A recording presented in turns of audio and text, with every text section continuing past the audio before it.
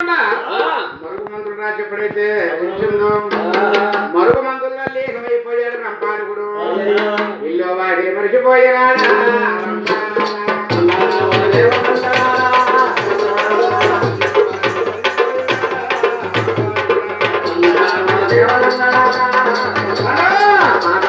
మరిచిపోయినాడా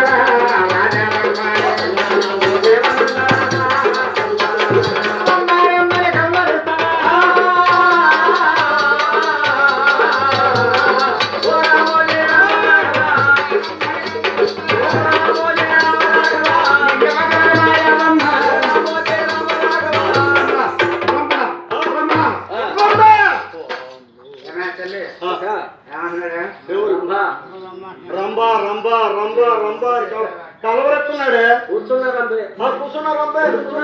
కలవరెత్తాడు. ఉండబడ్డదిగా ఉండబడ్డది ఉండవన్న కాడు ఉంటాడు. మరుగు మందుల్లో లేహమైపోయాడండి రాజు రంపాలుగుడు. మాయనమ్మ అర్జునుడు అని చెప్పని అనుకొని తీసుకొచ్చి రాజరంపాలుడికి మరుగు మందులు పెట్టి మరుగుందండి. మరుగు మందుల్లో లేహమైపోయి భార్యని మర్చిపోయి తండ్రులను మర్చిపోయి ఎవరికి వారిని మర్చిపోయి రంభ స్వాదానికి ఉండిపోయాడు రాజరంపాలుడు. మరి రాజరంపాలుడు భార్య త్రైలోక సుందరి. తెల్లారి ప్రతిని చూస్తే సరసన భర్త గారు లేడు. ఈ తయారు నా భర్త గారు ఏమయ్యాడు, ఎటు వెళ్ళాడు అని చెప్పాడు. గుమ్మంలో కూర్చొని ఆదారి ఈ దారి ఆ దారి ఈ దారి ఎదురు చూపులు చూస్తుందండి త్రైలోక సుందరి. ఉందా పాండవ సంస్థానం లాగుంది చూడండి. రాజరంపాలుడు రంభసేన పట్టింది. రాజరంపాలుడు గురించి అని చెప్పాలని త్రైలోక సుందరు గుమ్మంలో కూర్చొని దారులు వెతుకుతున్న భర్త గారు ఏ దారిని వస్తాడని చెప్పారండి. మరి ఆ దారిని ఎవరు వస్తున్నారండి? పక్షి జాతుల్లో తెలుగుగల ఎవరెవరు? పక్షి జాతుల్లో తెలుగుగలంటే కాకి. మరి మృగాలలో జీవరాశుల్లో తెలుగుగలది నక్క. మరి మానవుల్లో తెలుగుగల వాడు నారాయణ హరే నారాయణ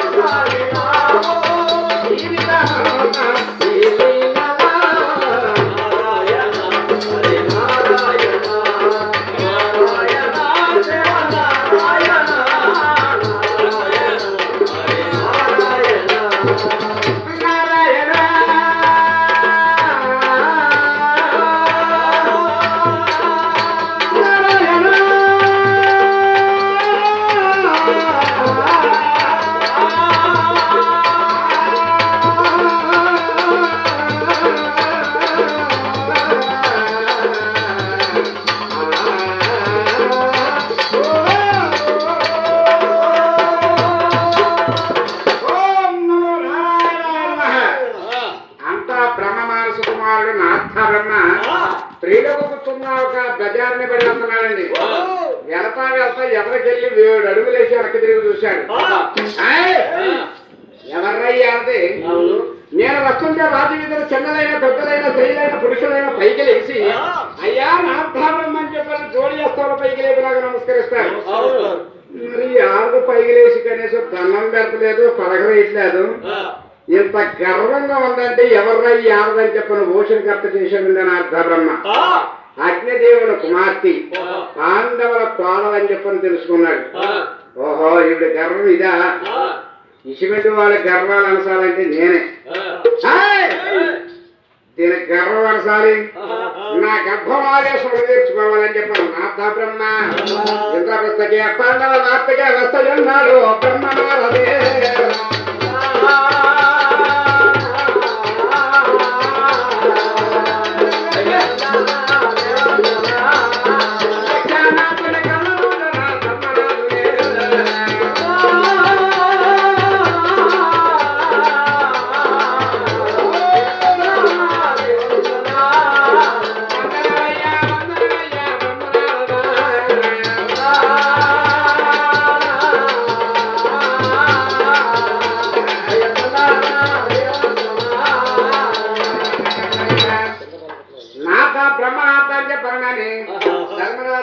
విచారించాలంట. నాదా మహర్షికి నమస్కారం.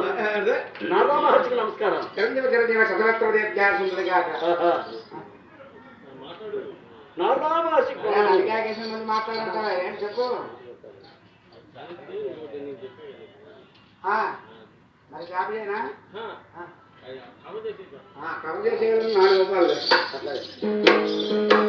ఆనాడు బ్రహ్మకుమారనాథుడు ధర్మరాజు అన్నాడంట, అయ్యా నాథ, ఏనాడు పిలిచినా కానీ వచ్చేవారు కాదు, ఇవాళ పిలవకోకుండా వచ్చారా మహానీయ, ఏ అన్న 4 మంచి మాటలు ఉండి చెప్పయ్యా అన్నాడు ధర్మరాజు. ఎవరినండి? నాథుడు చూడండి వెనక్కి తిరిగి పోషిస్తున్నాడు. నేను వస్తుంటే యార్ద పైకి లేచి దండం పెట్టలేదు, ఏరుకోలేదా? ధర్మరాజు మంచి మాటలు చెప్పాను అన్నాడా? నమస్తే అంతే.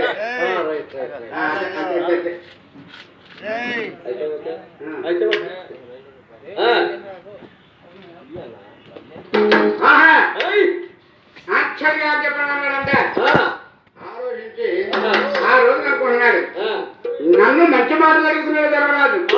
మరి చెప్పాలి మంచి మాటలు. ధర్మరాజా, మంచి మాటలు చెబుతాగే మీ ఇంటికి వచ్చినా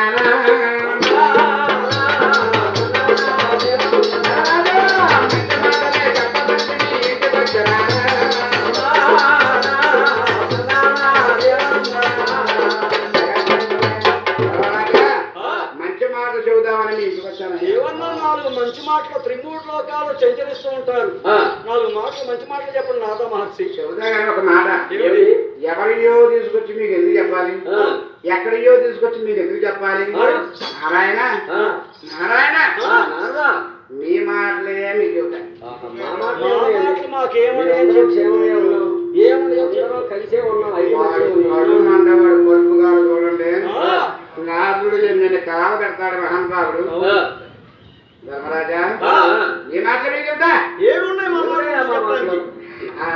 సరే సరే, మీ ప్రాణస్థాపనాలు మీరందరూ భాండాలందరూ క్షేమేనా? ఇప్పుడు ధర్మరాజు అన్నాడు, మా క్షేమం గురించి ఏముందండి, పాండవులకి కౌరవులకి ఒకసారిగా యుద్ధంలో జరిగింది.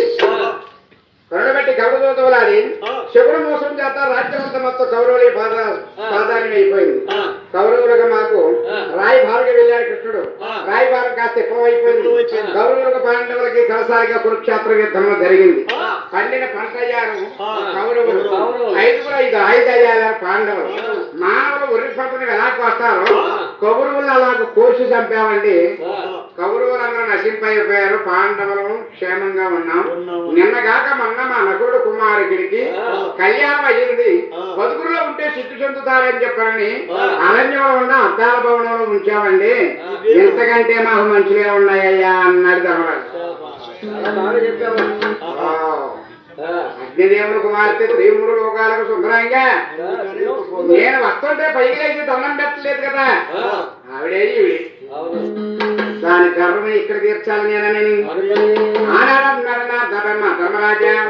మీ కోడలు కుమారుడు ఉన్నాడో లేడు, మీ తమ్ముళ్ళ ఎవరన్నా పంపించి ఒకసారి చూసిరా. అలాగే ఈవిడ ఎలాగుండా 60 పుట్టల కథ వేసుకొని వేసుకు వెళ్తాడా.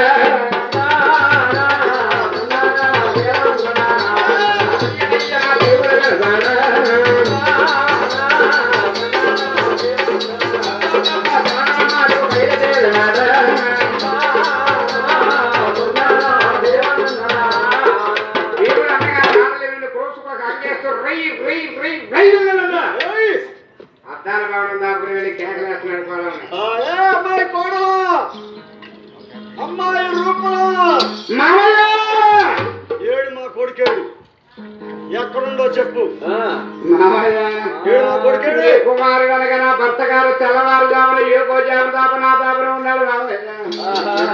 ఎటు వెళ్ళాడో ఏమయ్యాడో తెలియదు బావయ్య. మావయ్య, మీ ఇంద్రప్రస్థ పురుగులో ఉన్నా అస్త్ర పురుగులా ఉన్నా తొందరగా నా భర్తను నా దారికి రామని చెప్పిన పంపించండి మావయ్య. నీ భర్తను నేను పంపించాలా? అంటే అంటే నీ దగ్గర ఉన్న నీ భర్త ఎటు పోయాడో నీకు తెలియదు. నేను మళ్ళీ నీ భర్తను ఎత్తుకొచ్చి నీ గొప్ప చెప్పాలి. అవును మామయ్య. నంగరాశి పరుగులు పలుకుతున్నావు. మా అన్నగారు పంపించేటప్పుడు ఆజ్ఞం లేదు కాబట్టి నువ్వు బతికిపోయావులే. మా అన్నగారు నన్ను పంపించేటప్పుడు ఏమా కోడలు దాపుడు కుమారుడు లేకపోతే నీ ఇష్టం అన్నట్టయితే నేనేం చేసేవాడిని ఇప్పుడు మా కోడల్ని. అన్నగారు ఆజ్ఞ ఏముంది, నేను ఏ పని చేయలేదని నోరు మూసుకొని ప్రయాణం పోయి ధర్మరాజా లేడు పాలు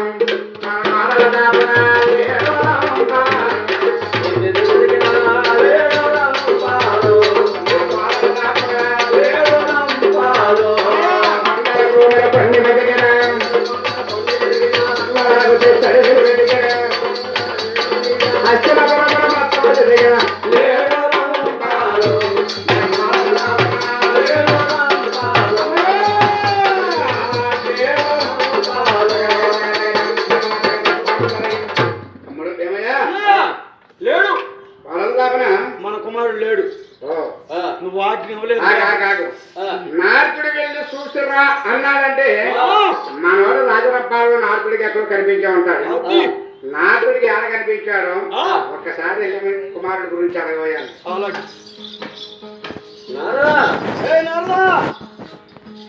మా కుమారుడు ఎక్కడ కనిపించాడు చెప్పు. ఓం నమో నారాయణాయ నమః. నారాయణ పక్కన పెట్టి మా కుమారుడు ఎక్కడ కనపడ్డా చెప్పా. మీ కుమారుడు నాకు తెలియదు ఏంటయ్యా. నువ్వేగా చెప్పింది. మా కుమారుడు లేడని చెప్పు. నీకు ఎక్కడ కనపడ్డాడు చెప్పు. ధర్మరాజా ఇప్పుడు మీ కోడలు దాకా కుమారుడు లేడు. ధర్మరాజా ధర్మరాజా నమ్మరాదురా యాదానే పూలోకము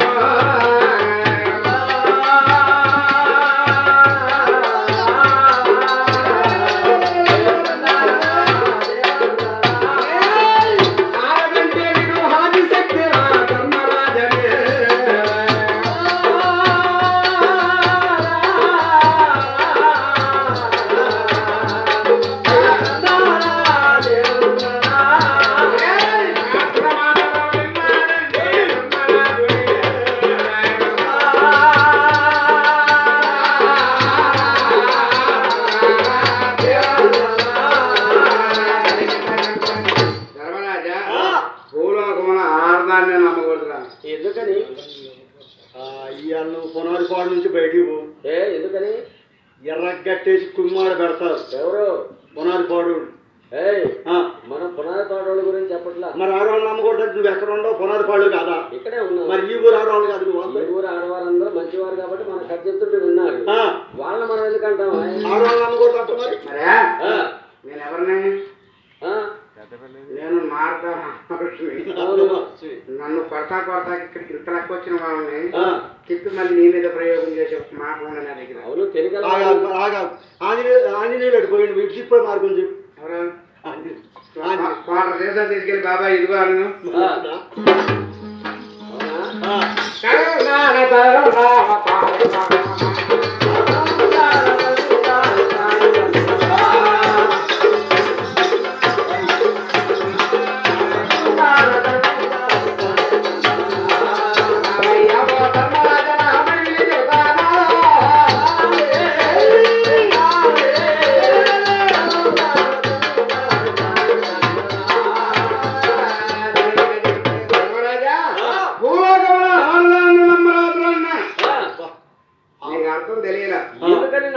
ఎందుకని నమ్మకూడదు? ధర్మరాజా ఇప్పుడు మీ కోడల త్రైలోక సుందర శుభ్రశైలావతిలో ఒక శంభురాల పద్మజాతి వెళ్ళాల మహాప్రతిమితం చెప్పిన కొనియాడుతున్నారు.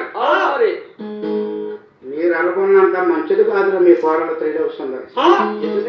ఎందుకని? ధర్మరాజా పక్కన దగ్గర మాకు ద్రోహిరా మీ కోడలయ్యా.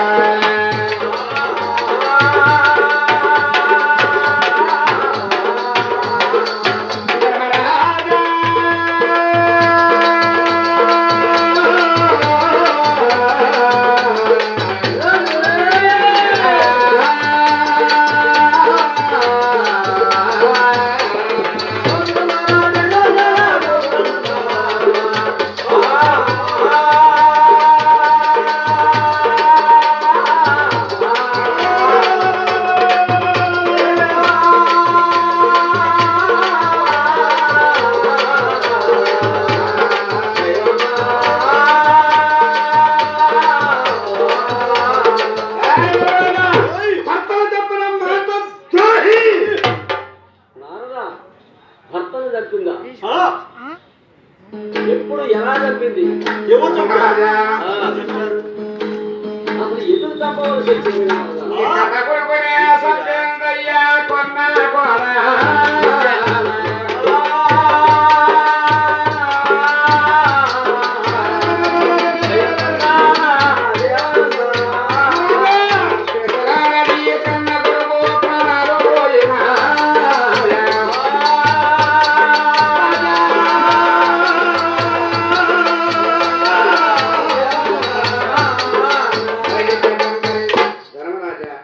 మీ కొడుకు యాడికో ఎదల ఏ రాజ్యాలకో ఎదల ఏ యుద్ధాలకో ఎదల నీ కోడలు భర్తన చంపిన మాత ద్రోహి భర్తను చంపిందా? ఎందుకని చంపింది? ఎందుకని చెప్పింది? ఎవరి కోసం చెప్పింది? ఎవరితో చంపించింది? అంటే అసలు ఏం నీ జరిగింది? కొడుకుని ఎందుకు సంపదలించింది? ఆ, దేనికి సంపాది ఆ. చంపే అంత అవసరం ఏంటి? ఏమొచ్చింది? ఎవరి చేతిలో తెచ్చాడు ఆ. సత్యంత కాలం అవుతుంది. ఆ, అదే మా నారాయణ ఆ, నారాయణ ఆ, పూర్తిగా చెప్తాను నారాయణ. ఆ. అసలు ఏం జరిగిందో చెప్పండి. అసలు ఏం జరిగిందో చెప్పయ్యా. ధర్మరాజా ఆ. సారవాగి పట్టణం వేస్తున్నాడు సారవాగి మహారాజు. సారథి మహారాజు. తన కుమారుడు ఉన్నాడు భూపతి చక్రవర్తి. ఆ. చక్రవర్తి. భూపతి చక్రవర్తిని ప్రేమించింది ఒకప్పుడు నీ కోడలు. ఓ! ఆ, అయితే ఆ! మీ కుటుంబం మంచిదని అని అగ్నిదేవుడు మీదిచ్చి పెళ్లి చేశాడు. ఆ, నీ కుమారుడు నీ కోడలు ఆ, నీ కొడుకు దగ్గరికి వెళ్ళి నీ కోడలు ఒక రోజు అంటుంది, ఏమని? నాదా ఆ, నన్ను భూపతి చక్రవర్తికి అడిగారు, ఆ. ఆడు అటు ఇటు తిరుగుతుండగా నీ దగ్గర కాపురం చేయాలంటే నా మనసు ఎలాగా ఉంది. ఆ! వెళ్ళి భూపతుడి మీద యుద్ధం చేసి భూపతి రాజు త్రొక్కుబెట్టి గ్రామానికి వస్తున్న కోతి వాడిని సహరించి వస్తేనే నీ దగ్గర సంసారం చేస్తా. ఆ, లేకపోతే నాదా నువ్వు పట్టిన కత్తి నాకు ఇచ్చి నువ్వు పట్టిన బాణం నాకు ఇచ్చే పని అయితే భూపతుడి మీదకి వెళ్ళి యుద్ధం చేసి వాడిని త్రొక్కుబెట్టి గ్రామానికి గొంతులు కోసి వాడి మాంసాన్ని ముక్కలుగా నలిగి భక్తులకు పొలాలు వేసి వస్తారండి అని అంది. ఆ. భార్య అంత మాట అనేవాడిగా భర్త ఏమంటాడండి? ఏమన్నారు? కొత్త భార్య మాటలు కొత్త మగవాడికి పంచదార కన్నా పతికి బెల్లమ కన్నా కొత్త తేనె కన్నా ఎంతో అమోహంగా ఉంటాయి అంటే కొత్తగా పెళ్ళైన కొత్త భార్య. ఆ, ఆడోళ్ళు రేపు గనక చీర కొనాలనుకుంటే ఇవాళ ప్లాన్ చేస్తారు. ఆ, అన్నం పెట్టుకొచ్చి పళ్ళెం ముందు పెట్టి ఆ. కిలుక్కుని నవ్వుతారు. ఆ. ఇక ఆడు చచ్చినట్టే. ఆ, చేరవన్నట్టే. ధర్మరాజా ఆహా. భార్య మాటల భర్త ఉన్నాడు.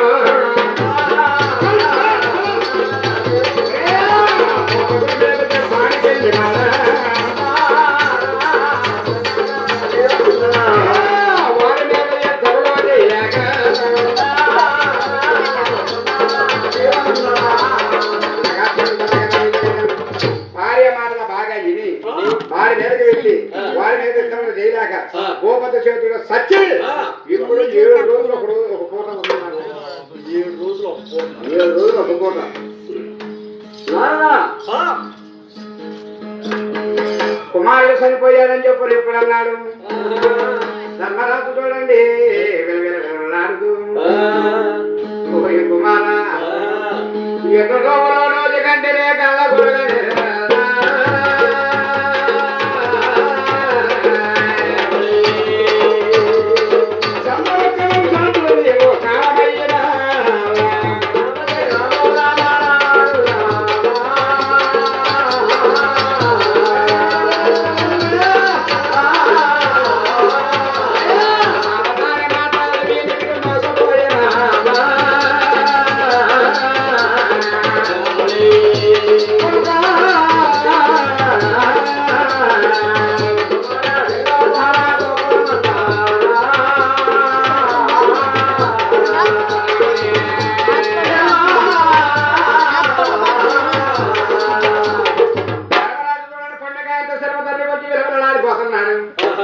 అప్పుడు అంటున్నాడంట,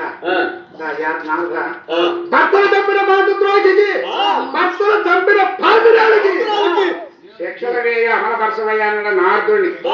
ఛాన్స్ రానే వచ్చింది. గడగడ గడగడ వణిగాడు నారదుడు. నేను శిక్షలు వేసేవాడినా అక్కడ ఇక్కడ కాస్త పుర్రెక్కించేవాడినే కానీ నేను శిక్షలు చేసేవాడిని కాదు.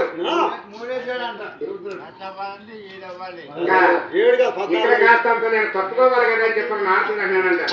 ధర్మరాజా, భర్తలు చెప్పిన మాతృకి శిక్షలు వేయాలని నేను కాదు. మీకు కుల గురువులు ఉన్నారు, కుల పెద్దలు కుల గురువులు ఉన్నారు, వేగులు దాని వాళ్ళు వారిని పిలిపించుకునే పని అయితే భర్తలు చెప్పిన మాతృకి శిక్ష వేస్తారయ్యా అన్నాడు. నారాయణ అన్నాడు, తప్పుకున్నారండి. ఏమండి ధర్మగా చూసావా? అర్జునుడు ప్రేమించింది రంభ, రంభ బంధించింది అర్జునుడు బంధించింది రంభ. కృష్ణుడు వచ్చే ప్రమాదం లేకుండా అర్జునుడు తీసుకొచ్చి ఇంద్రప్రస్థాపురం తిప్పి గృహంలో శాపం ఇచ్చాడు. మోజు పడ్డ రంభ ఇంద్రప్రస్థాపురంకి వచ్చింది. గృహంలో ఉన్న అర్జునుడు చూసి గుర్తుపట్టలేకపోయింది. రాజరంపాలు కూడా అర్జునుడు ఒకేలాగా ఉండేవాడు. వాడు వీడు అని చెప్పని వీడు తీసుకెళ్లి మరుగు మందులు పెట్టి మలుపుకోండి. భర్త పోయిన మనోవ్యాధులు ఏమంగారు కూర్చొని ఏడుస్తుంటే నార్దుడు వస్తున్నాక పైకి లేచి దండం పెట్టలేదని చెప్పారు. కానీ ఆ ప్రతిగతి మీద అబండాలు మోపాడు నార్తరన్న.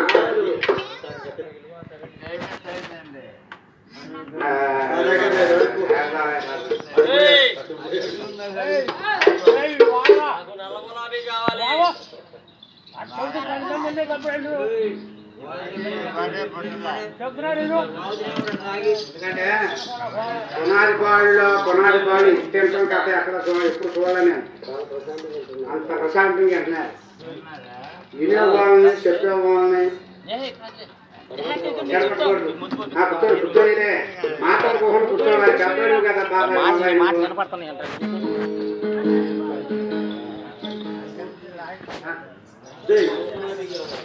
సర్వం చెప్పేది నెక్స్ట్ కావాలి.